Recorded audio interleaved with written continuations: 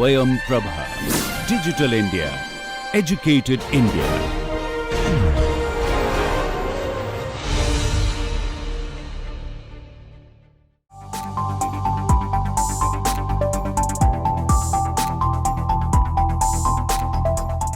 So we were talking about various kinds of biopolymers.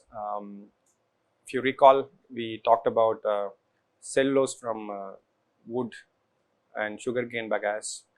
We talked about starch, and we talked about pectin, right? So these are all based on plants and trees and of that source. There is another large resource from which we can also get biopolymer, that's marine sources. So that's the context of today's lecture. Okay. In this particular segment of marine based sources, there are polysaccharides, and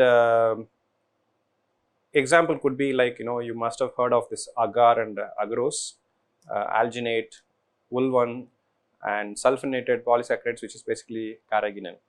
So these are all set of polysaccharides, and that can be obtained from various kinds of seaweeds or seagrass or sea plants.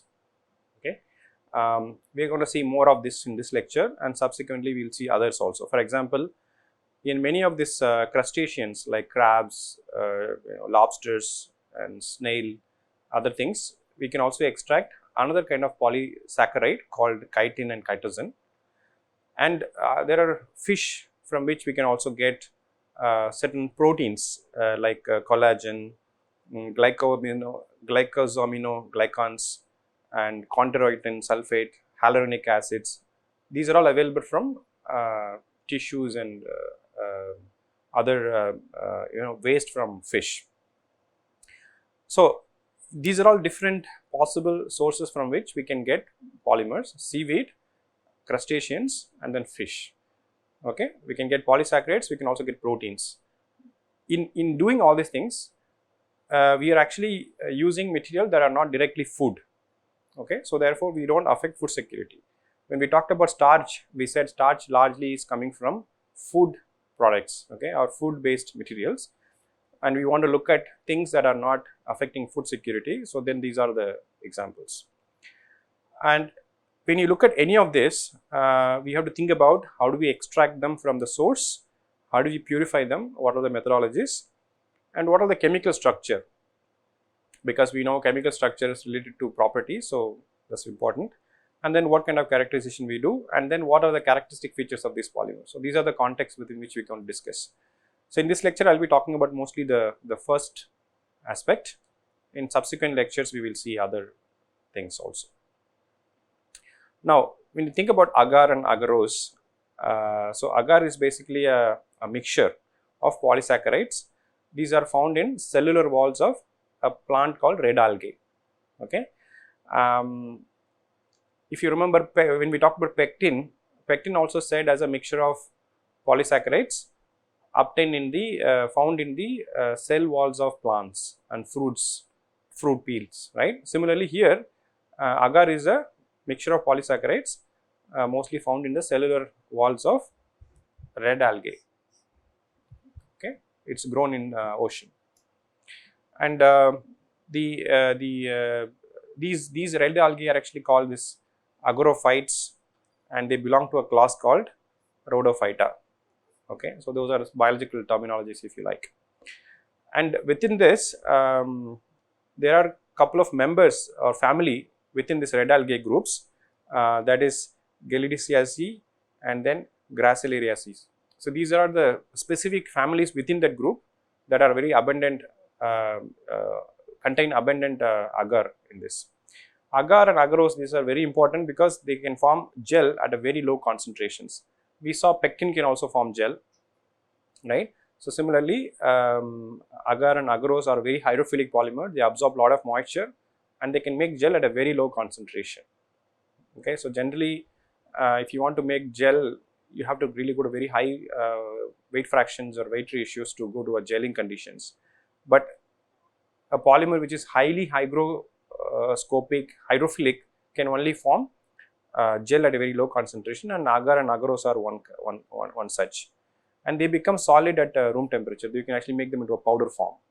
Okay, and compared to other polymers drawn from algae, agar and agarose are the highly explored material, well known. I mean, pretty much we know everything about the chemistry, extraction methodology, and other things, and that can be witnessed by looking at the level of application that they enter in. Agar is applied in medium for bacteriological studies, microbial studies. They also use as an appetite suppressant, thickener like pectin. Agar is also used as a thickener for soup. It's an edible material, so it can be used as a fruit preservatives. It actually improves the shelf life of fruit when you coat them with agar, and also it's added into ice creams to improve texture and viscosity and rheological characteristics. In the brewery industry, agar is used as a clarifying agent. So clarifying agent means that anything that is dissolved and you want to purify, you basically mix. Let's say if you want to brew beer and then you want to purify beer, you actually add this agar, and then you stir it, and agar will capture all the impurities and unwanted species, and it will sediment. Okay, so it's used as a clarifying agent, and then also used as a salt bridges in electrochemistry. So in electrochemistry, you had a cathode and anode, and you want to have a transport of ionic species without short circuiting. So you need a salt bridge, and that can be also done through films of or gels of agar. Okay, so you can see in the range of applications very broad. That's what I said, that this is a much more explored polymer than the other.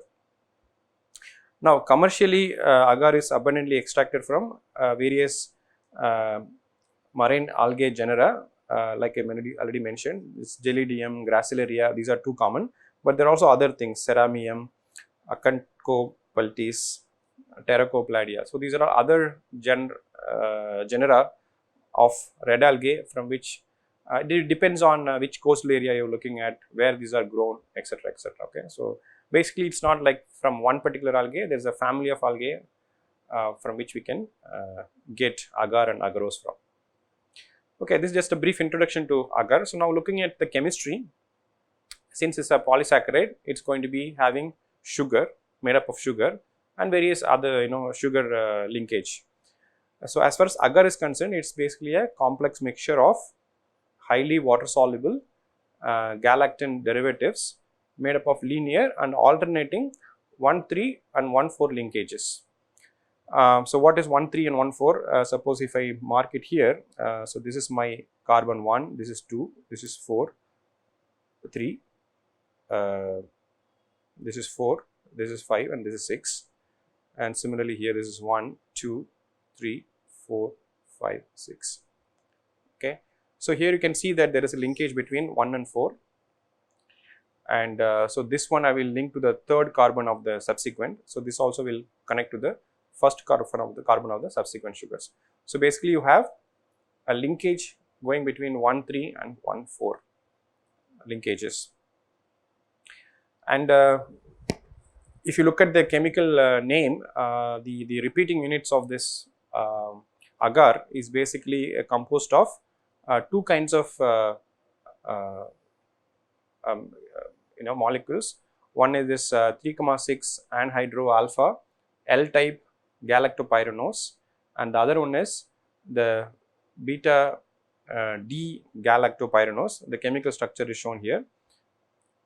So you can see the pyranose is one where the CH2OH group actually condenses with its own OH group and forms another bond. So that's a characteristic of a pyranose unit. So what I'm saying is here, so here you have the CH2OH, right? So imagine that you have another OH here. So this kind of the OH here, and this condenses and you get an additional bond here. So that's the difference between a pyranose unit. If you look at the cellulose, starch, pectin, they all have the same kind of sugar units. It's all about what is the linkage, what are the functional groups, and what are the the L type, D type. Those are the things, okay, that you have to be careful with. Otherwise, these are all polysaccharide, all built from the sugar molecules, sugar-like molecules. Okay, so that is about agar. What's the difference between agar and agarose? Well, agarose is basically a purified form of agar. Okay, so agar can contain other kinds of impurities. So if you purify agar, you get agarose. And so in fact the structure I showed here is actually a purified form of agar, which is basically agarose. Okay, so the repugnant is the same thing. And the D lactose and L lactose, that is these two units, you can either form a partial methylation. So if you methylated the side groups, you can also change the properties of them. So like for example, in pectin also we talked about low methoxy and high methoxy pectin. Depending upon the degree of esterification with the methanol, the hydrophobicity, gelation property, cross-linking ability, all of these changes. Similarly, in agar also, you can, in agarose also, you can control the level of methylation. You can get to high methylated or low methylated agar, and accordingly change the gelling properties also. Okay, so and you can see that gels of agarose is also used in variety of applications, food industry like thickening agents, ice cream in ice cream soups, etc. Also used widely in molecular biology, microbiology, cell biology, in tissue engineering, mainly because it's a thermoreversible at a very low concentration. By changing the temperature, you can go from gel to solution and back and forth. Okay, it is reversibly done. So that's the kind of thing you want for tissue engineering applications.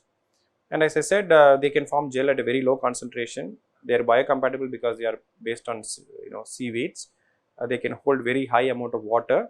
They can degrade, because the sugar molecule can hydrolyze eventually, and you don't have any toxicity issues either. So highly useful for low cost, biocompatible, any gelling application.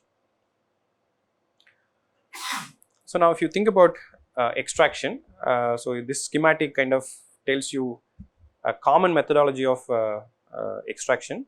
So what you see here, this is an example of seaweed. Okay, so if you have walked around the beach in Marina Beach or Elliot Beach, you could have seen this kind of grassy plants in the shores. Okay, it's easy to find them, and you see them sometimes they are red in color, sometimes they are green, sometimes they are brown also. Okay, these basically depends on which family of algae they are. Okay, so if you want to collect algae, you just walk to your beach and you should be able to collect these. Okay, so if you to get the agar and agarose from these seaweeds, so first thing is to kind of cut them into small pieces, and then make sure you wash them enough with water so that sand, other impurities gets washed away, right?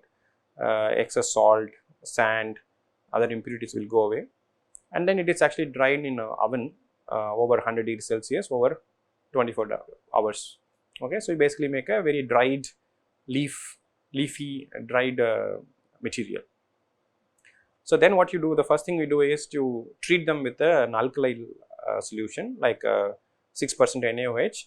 And the reason why we do alkali treatment first is to convert this sulfated galactose into anhydrous galactose. Okay, so what that means is, here I mentioned that this is repeating units of agar. So this one will have actually a sulfated functional groups, and by treating with alkali you can remove that and make it into a galactose form. So the sulfonation is basically removed during the alkali treatment. After that, it is actually neutralized with acid to remove excess NaOH, and then washed with distilled water over 100 degrees Celsius over 2-3 hours. And then what happens is that once you have it, you can also optionally bleach it, because as I said, the red color, brown color, if you want to remove that color, you can also do a bleaching as an additional option. And then if you continue to stir at hot water, long conditions, the soluble agar will come to the solution. You can filter it. Once you filter, all the debris will be retained in the filter, nylon filter. The filtrate will have dissolved polymer. Okay, so now this alkali treatment and boiling in hot water, these are important to release the polymer, agar polymer from the cell wall matrix into water. So finally, you have basically aqueous polymer solution. Okay. So then what you can do is, if you cool it to room temperature over 24 hours Celsius, you can actually convert them into a gel, because typically the concentration is high enough to form gel at room temperature. And then what you need to do is to convert them into a powder form, you need to remove this water from the gel. Okay. So directly you can do something called freeze drying, or else you can do repeated freezing thaw experiment multiple times to remove slowly, and then wash with ethanol or any alcohol, and then you dry it in oven, and then you can grind it into small powder. Finally, what you get is a solid powder that contains this galactopyranose unit. Okay. So you can see this is a very simple procedure. You don't need a very fancy equipment for this. All you need is a oven to heat. You need sodium hydroxide. You need some bleaching agents, and then some filtration to remove this. And then again oven, fridge, very simple thing one can extract. So final product would be a agar powder. Okay. So now if you want to get agarose, agarose, as I said, is a purified form of agar. So here there are different kinds of purification method. One is to use something called polyethylene glycol. The polyethylene glycol will actually remove all the unwanted other impurities, and or you can do this is, I think, diethyl amino ethoxy cellulose, functionalized cellulose, chromography based, or a combination of these two. Okay. So these are used to create agarose from agar. So in this process, you start with the agar as a powder, and it's actually mixed with a PEG solution, polyethylene glycol solution, with some salt. Okay. So once you mix this all and then centrifuge it, and then you'll get a precipitate, and the precipitate is actually washed with PEG and NaCl, and then repeated washing with ethanol salt solution will get you agar and this agarose. And then agarose can be again put it in oven, dry it over 60 degrees Celsius 24 hours, then you get a powder agarose. So the difference between agarose and agar is that agarose is a much more pure form of removal of, after removing all the unwanted other mixtures. So that's the purification step.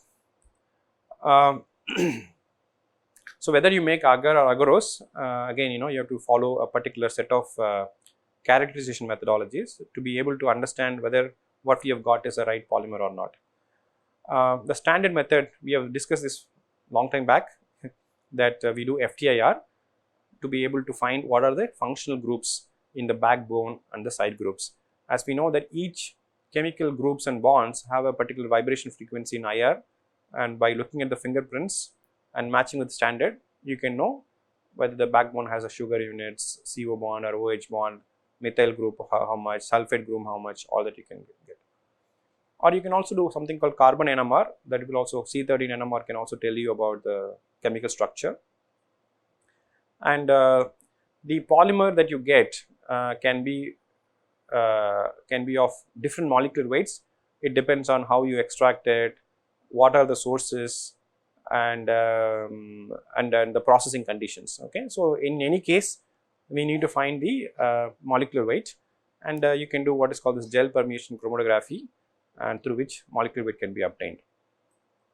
In this agar and agarose case, we also wanted to find out this how much of this is the 3,6 hydrogalactonose, and because this kind of controls the helical conformation in the polymer, and depending upon how much of this compound is there, the gelation ability is also proportional.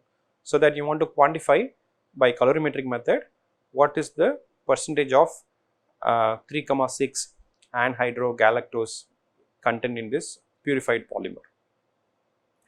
And we also want to find the sulfate, because I remember the initial one had a sulfate, and then we alkali treated to convert them into a galactose. This conversion may not be 100%. There can be still some residual sulfate. So you want to also quantify how much sulfate groups are there in the polymer, so that you can do something called this ICP-MS, or inductively coupled plasma technique with which we can find how much sulfate is there. So these are standard techniques. Whichever algae you take, whichever process you do, end of the day you have to process your polymer, you have to characterize the polymer, quantify molecular weight, the sulfate contents, the chemical structure, everything.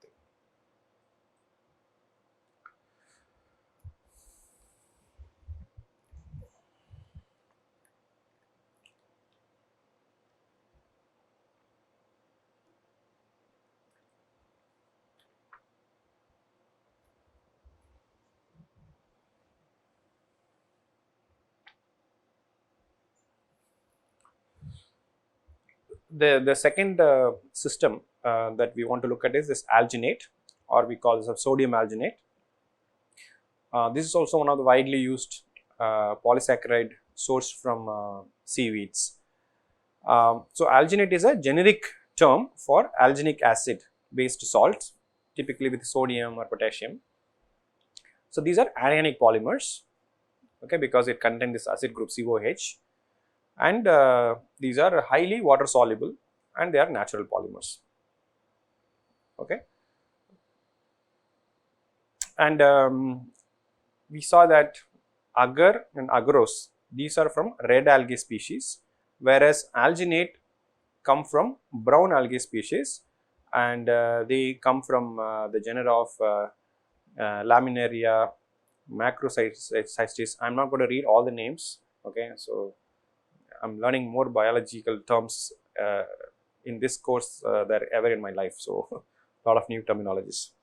Well, the point I'm trying to make is that there are variety of brown algae species out there that we should be able to get alginate from. And commercial production of algae, especially if you in Tamil Nadu, the Toothukudi, Ramnad, those coastal regions have a lot of sea algae farms to cultivate red algae, brown algae, and so on. Okay, but alginate can also be produced from bacterial sources, okay, from microbial sources. For example, this Acetobacter vinelandi and Pseudomonas aeruginosa, these are all kind of bacteria from which we can also get alginate. So two sources, one is microbial, other one is marine based brown algae. These are the two sources for alginate. So in terms of the chemistry, again, this is a polysaccharide, so you're going to see some sort of sugar rings, but alginate is basically a polyuronidic acid, and it consists of two kinds of monomers. There's something called M type and G type. So this M type or M block consists of 1,4 linked beta D manuronic acid, and this G block here consists of alpha L type gluuronic acid. Okay, it's like a blockopolymer. There are G block and M block, and you can have in a given alginate polymer, you can have blocks of M, then blocks of G, then we call them as a homogeneous section or homogeneous region. Then you can also have a Mg combination also, then that would be a heterogeneous. So as you would expect, the whole property of this polymer going to depend on what is the length of M block, what's the length of G block, what's the length of Mg block, and how we are going to change, modulate. So for repeatability and reusability, you have to be very careful with what is the chemical makeup and repeating unit structure of the polymer is. The G block unit has a higher affinity for calcium ions. As in pectin, calcium ion is a divalent ion, and it actually enhances cross-linking between the polymer backbones. So that means it's going to cross-link well, it's going to gel well, it's going to make a very strong gel at a very low concentration, right? So if you make a alginate polymer with a high amount of G blocks, and then you can actually cross-link them with divalent cations, and then make a high gel with rigidity and strength. Whereas the M block comes with a different kind of functionality, especially if you are looking for biomedical application, immunoresponses. These are actually good to have more of M block. So you can see that by regulating the M block and G block, you can have a dual functionality, one that is biocompatibility and immunogenic reactions. At the same time, gelling property can also be changed with respect to M log. That's what makes this alginate a super polymer for a variety of applications. Okay, so you can see that here I have given a sequence of M, M, G, G. So this is M unit. This is another M unit. Here there is a G unit and this G unit. If you see chemically, they look the same, but then in terms of orientation, there is a difference. Okay, so here you can see this COH groups are on the top, so here it gets inverted and it goes all the way. Okay, so you can see this alternating arrangement of these sugar molecules. Now, as far as the application, as much as agar and agarose, alginate is also highly used in food, textile and biomedical field.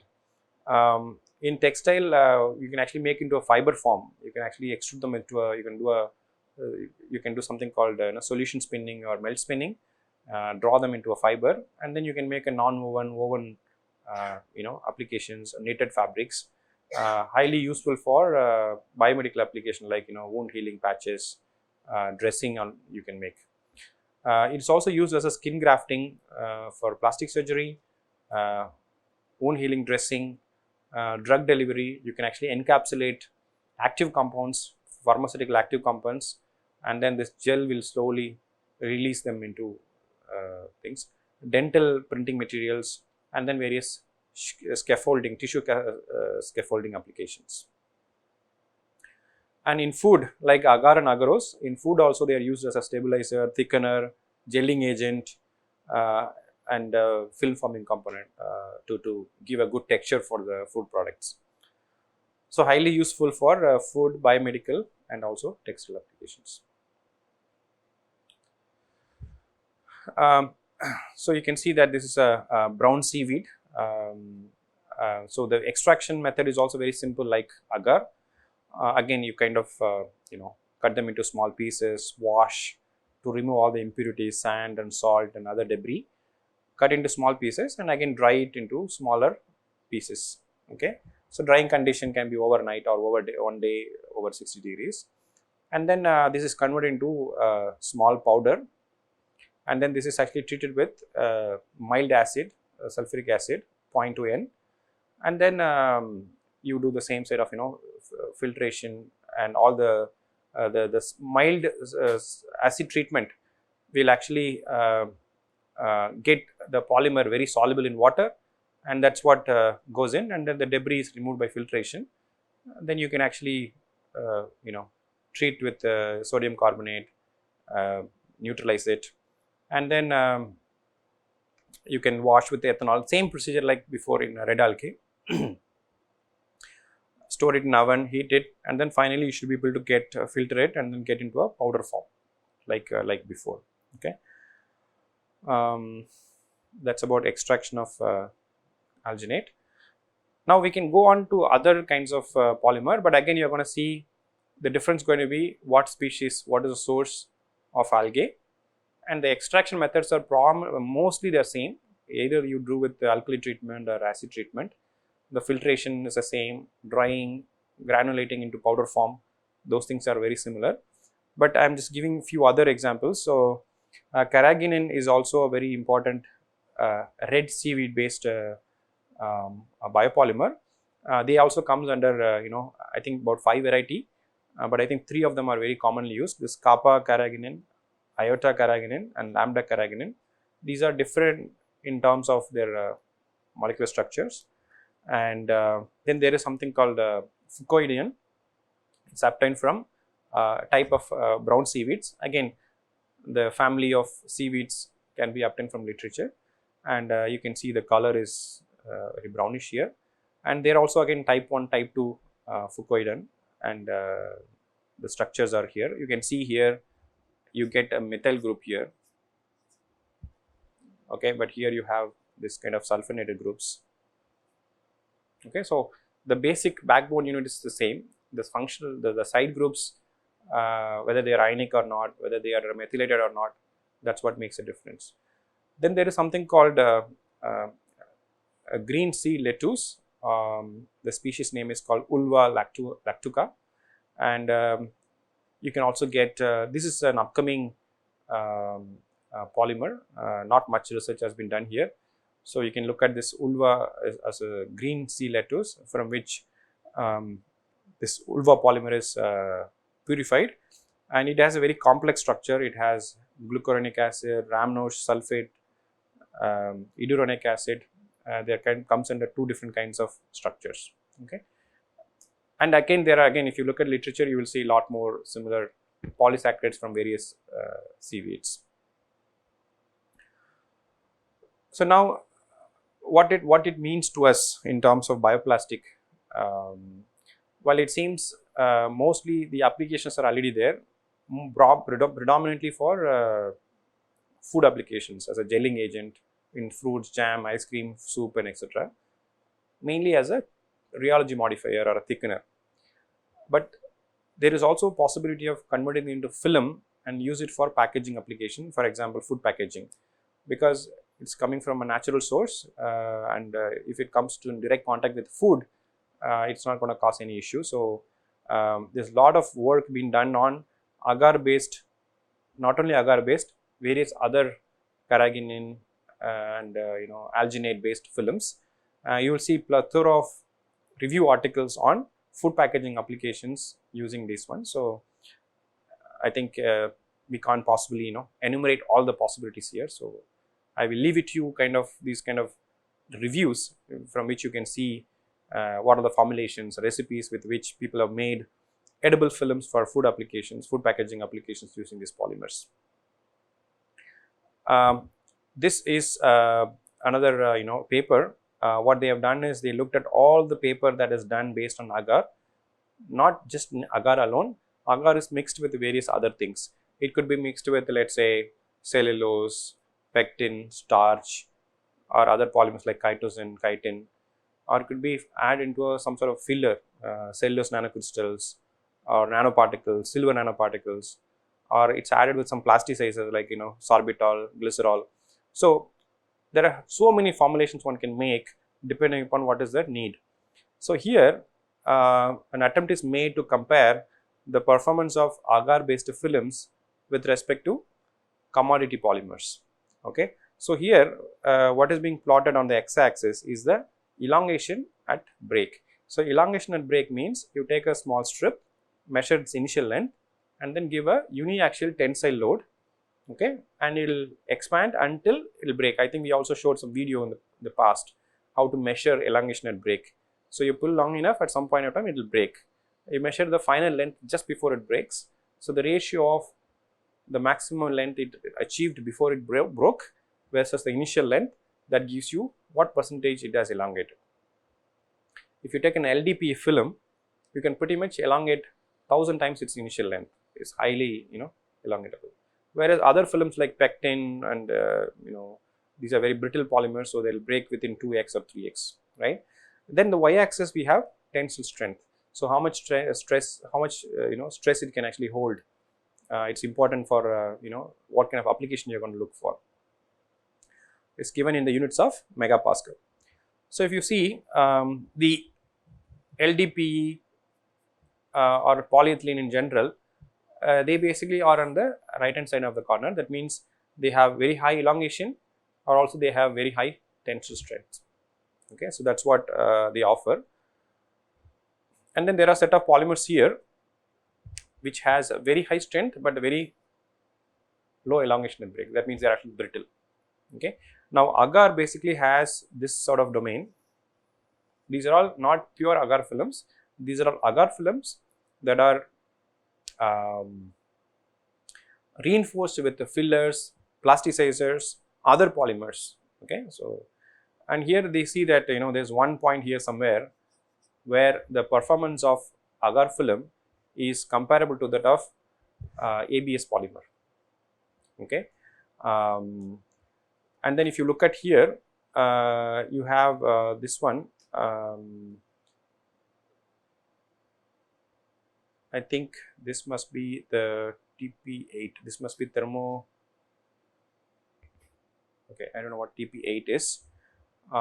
So basically, our agar polymer is mostly in the lower end. That means they have low elongation at break and they have very low tensile strengths. So as far as food application is concerned, you don't need a very high strength. You are not going to carry anything. You're going to only wrap food with it. So you don't need a lot of tensile strength. So that's why agar or any seaweed based polymers are more useful for food packaging application. Okay, and I like this plot because it kind of compares the performance with respect to strength as well as elongation at break. So instead of agar, let's say you make a pectin film or pectin based films, you could make this kind of plots and see to what extent you have to match the property of another film. For example, let's say you want to replace polyethylene. Okay, so you can see what is the polyethylene's strength and elongation at break, and what you have to do to your pectin film or a starch film or your cellulose film or agar film to match that. Okay, so that allows you a lot of innovation there to come up with a new formulation, new technology to meet that criteria. Okay, so that's all I have. So in the subsequent classes, I will talk about chitin and chitosan from lobsters and crabs, and also from fish, collagens. Okay, so I'll stop here.